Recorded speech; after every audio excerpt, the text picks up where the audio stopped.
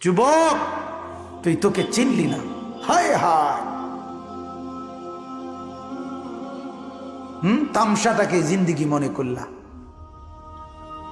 এক প্লেট বিরিয়ানি দিবে, এক প্লেট খিচুড়ি দিবে, দুইটা জিলাফি দিবে, এর জন্য জিন্দিগিটাকে কামিয়াবি বানাইলা। এটা কি মনে করলা সফলতা? কিছুক্ষণ মোবাইল চালাইলা, কিছুক্ষণ মেয়ে দেখলা, ছবি দেখলা, নাটক দেখলা, নাচ দেখলা, আর কিছুক্ষণ ঘুমিয়ে রইলা, এটাকেই জিন্দিগি মনে করলা।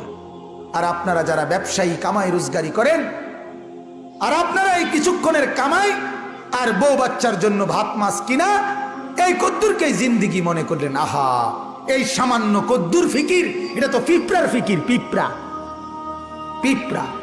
আমাদের বাংলাদেশের একজন শ্রেষ্ঠতম আলেমে দ্বীন, গবেষক আলেম ডক্টর আফম খালিদ হোসেন, অনেক বড় মাপের আলেম এবং জ্ঞানী গবেষক, উনি বলছেন এক পিঁপড়া সামান্যটুকু খাবার খায়, হ্যাঁ, কিন্তু এরপরও সে জমা করে রাখে।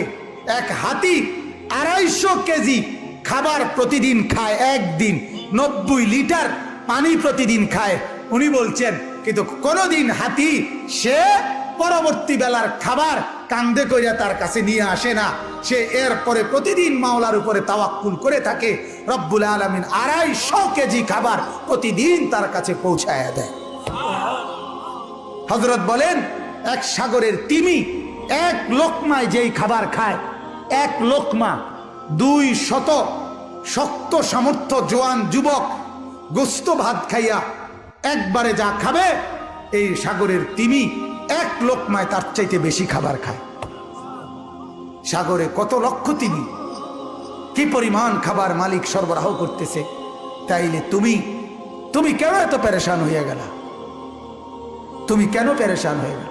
ছেলেটাকেও কামে লাগাই দিলা, মেয়েটাকেও কামে লাগাই দিলা, ফুতের বউরেও কামে লাগাই দিলা, নিজেও কামে লাগাই দিলা। কেউ কাউরে জিজ্ঞাসা করো না, কিরে বাবা তোমার নামাজ পড়ো না কেন?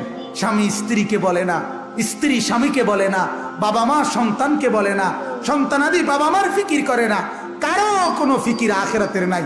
এতগুলো মানুষ মিললে বাত এক লোকমা, ছি ছি ছি ছি। অথচ রব্বুল আলামিন যেটা বললেন যে আমি একমাত্র মুখাপেক্ষী, আমার কাছে সবকিছু মজুদ আছে। তুই বান্দা চাইলে তুই একজন না, লাউ আন্না আউওয়ালাকুম ওয়া আখিরাকুম ওয়া ইনসাকুম ওয়া জিন্নাকুম ওয়া যুকুরাকুম ওয়া উনুসাকুম, আল্লাহ বলে তোদের প্রথম ব্যক্তি, শেষ ব্যক্তি, পৃথিবীর শুরু এবং শেষ সব লোক যদি একত্রিত হয়